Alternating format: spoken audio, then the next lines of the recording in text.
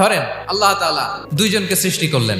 উদাহরণস্বরূপ একজনের নাম আব্দুল্লাহ আর একজনের নাম আব্দুর রহমান। সৃষ্টির পরে আব্দুল্লাহকে বললেন, আব্দুল্লাহ, আমি জানি তুমি পৃথিবীতে 50 বছর হায়াত পাইতা, খুব ভালো কাজ করতা, তুমি দুনিয়াতে অনেক ভালো কাজ করতা, এটা আমি আগেই জানি, আমার অসীম জ্ঞান বলে আমি আগে থেকেই জানি। তো যাও, তোমার এইমাত্র সৃষ্টি করলাম, যাও তুমি জান্নাতে ঢুকে যাও। আর আব্দুর রহমান, তুমি পৃথিবীতে খুব খারাপ কাজ করতা, এটা আমি জানতাম, তুমি সীমালঙ্ঘন করবা, অন্যায় করবা, অপরাধ করবা, তুমি জাহান্নামী হবা, যাও।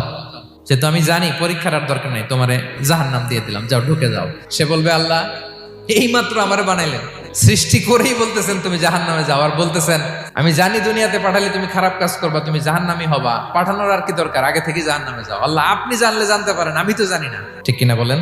সে বলবে, না আল্লাহ আপনি ভুল বলতেছেন, এই দুনিয়াতে পাঠাইলে আমি খুব ভালো কাজ করতাম, এজন্য আল্লাহ তাআলা পরীক্ষার আয়োজন করেছেন, যাতে করে তুমি জেনে যাও যে পৃথিবীতে তুমি কি করেছো।